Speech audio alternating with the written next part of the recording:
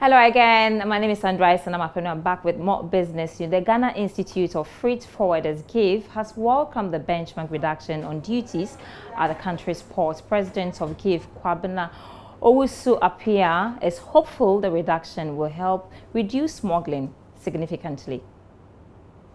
The 50% benchmark reduction on general goods and 30% on duty fees for vehicles is in line with government's quest to make Ghana's ports competitive and to also attract more businesses. President of the Ghana Institute of Freight Forwarders, Kwabena Owusu-Appiah, is hopeful the reduction will help reduce smuggling significantly. Once you vary it to the disadvantage of anyone within the logistics chain, then it becomes a problem. So for me, it is exciting to note that gradually authority is beginning to agree with the terms that they themselves have gone out there to agree to. If we say we are part of the World Trade Organization, then we must be beginning to do things that will reflect our membership of that global body. And I think this is one step that we are taking. Some clearing agents we interacted with said the directive is being adhered to. I submit CCVs for custom valuation. There is this car that, Toyota Corolla, for instance, 2015, was somewhere estimated around 20,000, 19,000. Yes, that was the estimate. But per the new CCV we had yesterday, which I have it on my phone, we are paying about 12,000. Paying about 15,000 to 16,000. So it means with the 30% that he spoke about yesterday, it has taken effect. So that's an admission that has taken effect. Oh, it is. I have it on my phone. The vehicle 30% has taken effect. You can confirm that. But your problem is the benchmark value and then also the forex exchange rate. Yes. Right. Others express confusion about the whole benchmark value reduction. I understand my benchmark value is that when you bought a goods from even China or USC, you are going to use dollar. But if you bought a goods from England and then Europe, you are going to use euro or pound sterling.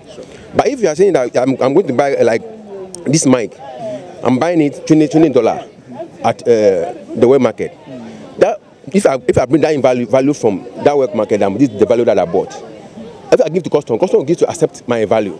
But I don't understand what is called a benchmark value. When you go to Togo, they know use that benchmark value for vehicles and other items. The benchmark value, which is on the goods, it isn't general.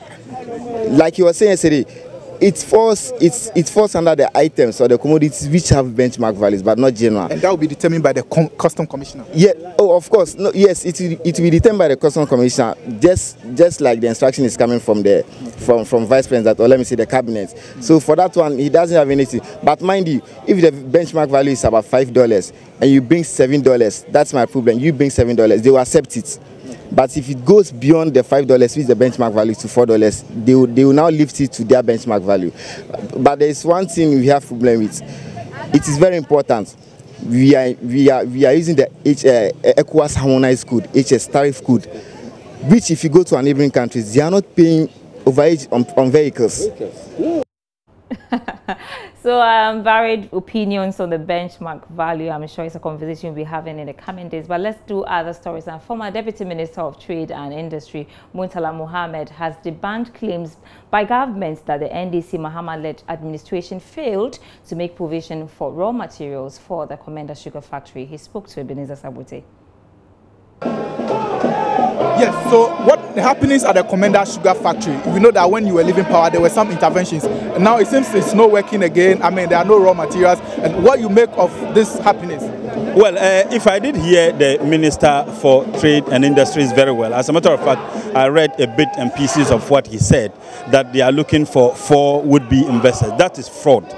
They are attempting to perpetrate fraud on the people of this country.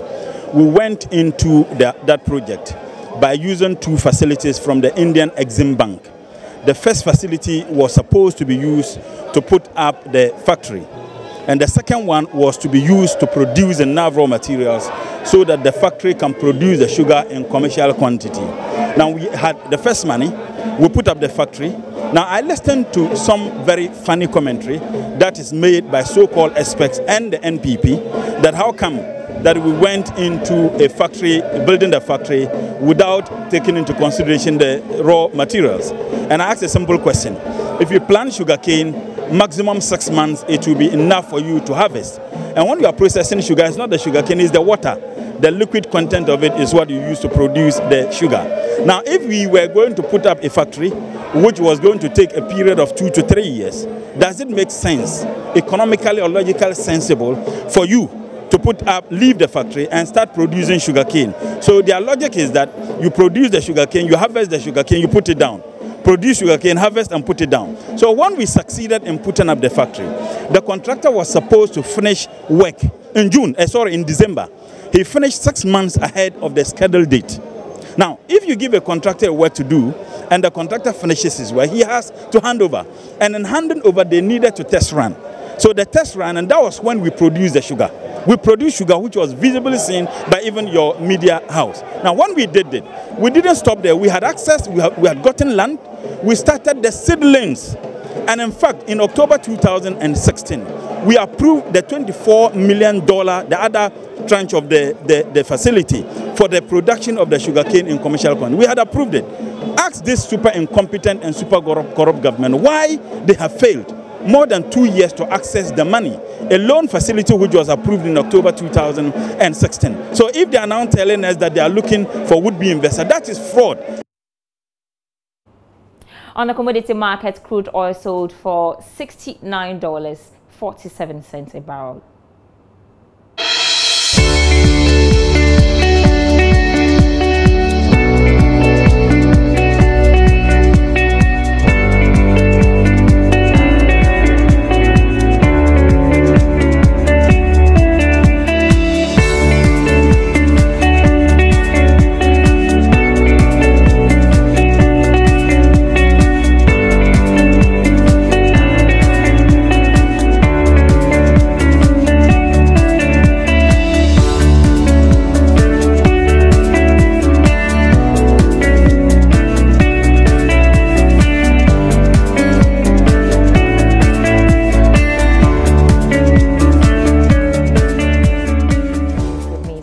And I'm Apeno. You can catch more news on our website, myjoyline.com/business.